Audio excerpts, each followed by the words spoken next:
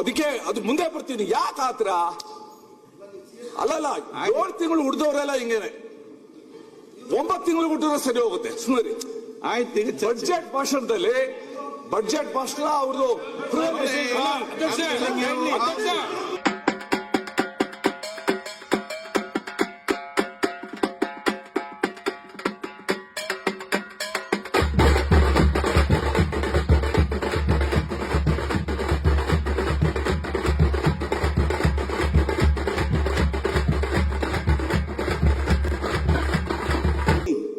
ಹಿಂದಕ್ಕೆ ರಮೇಶ್ ಕುಮಾರ್ ಅವರ ಇದ್ದಾಗ ಆಗಿತ್ತು ಅಲ್ಲ, ವೈಕುಂಠ ಬಾಳ್ಗ ಅವ್ರ ಕಾಲದಾಗ ಆಗಿತ್ತು ಅಲ್ಲ.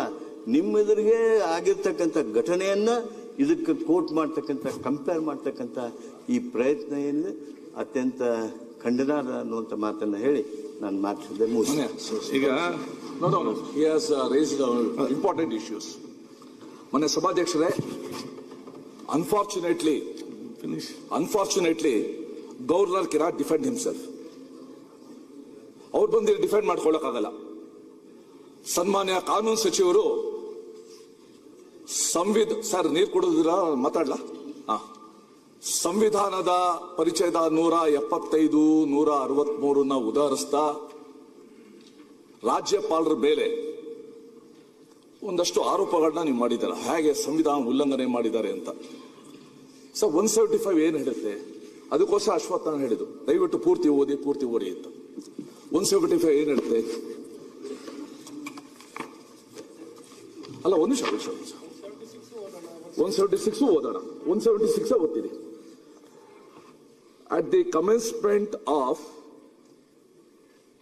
the first session after each general election to the Legislative Assembly and at the commencement of the first session of each year, the governor shall address ಅಂತ ನೀವು ಹೇಳ್ತೀರಾ. ಶಲ್ ಅನ್ನೋದನ್ನ ಒತ್ತಿ ಹೇಳ್ತೀರಾ. ಆ ಅಡ್ರೆಸ್ ಅನ್ನೋದು ಕೂಡ ಹೇಳಬೇಕು. ಅಡ್ರೆಸ್ ಅಂದ್ರೆ ಏನು? ಇಂಪಾರ್ಟೆಂಟ್. ಅಡ್ರೆಸ್ ಅಂದ್ರೆ ನಾನು ಕೊಟ್ಟಿರೋ ಡಿಕ್ಷನರಿನಲ್ಲಿ ಅಡ್ರೆಸ್ ಅಲ್ಲಿ ಭಾಷಣ ಮಾಡು, ಸಂಬೋಧಿಸು, ವಿಳಾಸ ಬರೀ ಅದೆಲ್ಲನೂ ಕೊಡಿಯೋದು. Here's come and address here. ಇನ್ನು ಮುಂದೆ ಏನ್ ಓದ್ಬೇಕು ಅನ್ನೋದೊಂದು ಪ್ರಶ್ನೆ. ನಿನ್ನೆ ಈ ಘಟನೆ ಆದ್ಮೇಲೆ ರಾಜ್ಯದ ಅನೇಕ ಕಾನೂನು ತಜ್ಞರು ತಮ್ಮ ಅಭಿಪ್ರಾಯವನ್ನು ವ್ಯಕ್ತಪಡಿಸಿದ್ರು. ನಾವು ಮಾಧ್ಯಮದಲ್ಲಿ ಓದಿದ್ದೀವಿ. ಬಹಳ ಜನ ಹೇಳೋದೇನು, ಸರ್ಕಾರ ಕೊಟ್ಟಿದ್ದ ಪೂರ್ತಿ ಓದ್ಬೇಕು ಅಂತ ಏನೂ ಇಲ್ಲ. ಮತ್ತೆ ಮೇಲ್ಮನೆಯ ಸಭಾಪತಿಗಳೇ ಹೇಳಿದ್ದಾರೆ, ಮೊದಲನೇ ಸೆಂಟೆನ್ಸ್ ಓದಿದ್ದಾರೆ, ಕೊನೆ ಸೆಂಟೆನ್ಸ್ ಓದಿದ್ದಾರೆ, ಪೂರ್ತಿ ಅಡ್ರೆಸ್ ಮಾಡ್ದಂಗೆ ಆಯ್ತು ಅಂತ ಸಭಾಪತಿಗಳೇ ಹೇಳಿದ್ದಾರೆ. ಇದು 2ನೇ ಭಾಗ.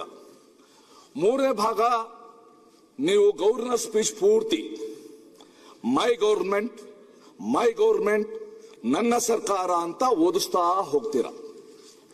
ಒಂದು ಅಂದಾಜು ಪ್ರಕಾರ 75 ಸಲ ಹೇಳಿಸಿದ್ದಾರೆ ನನ್ನ ಸರ್ಕಾರ ಅಂತ, ಒಂದು ಅಂದಾಜು.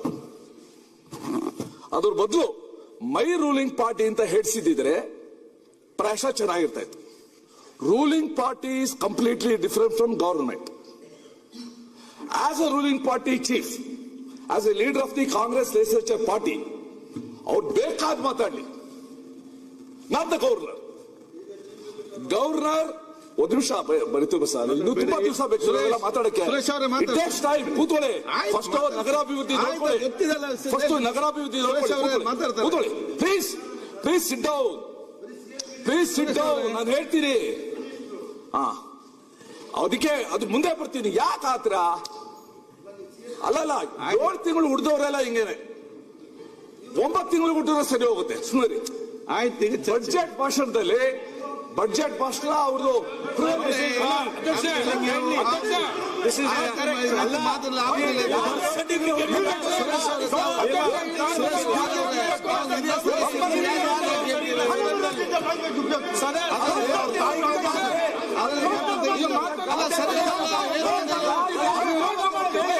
ಒಂದು ನಿಮಿಷ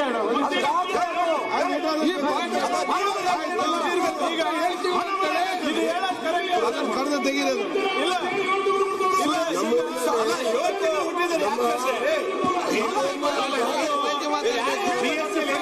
ಅಲ್ಲ, ಸರಿಯಾಗಿ ಮಾತಾಡಿದ್ರೆ ಕರೆಕ್ಟ್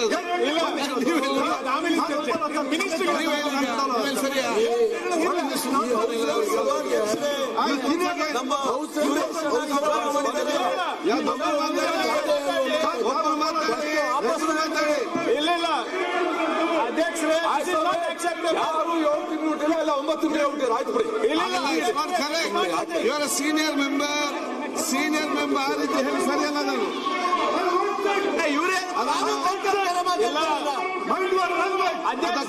ಕಳೆದ ತೆಗೆದ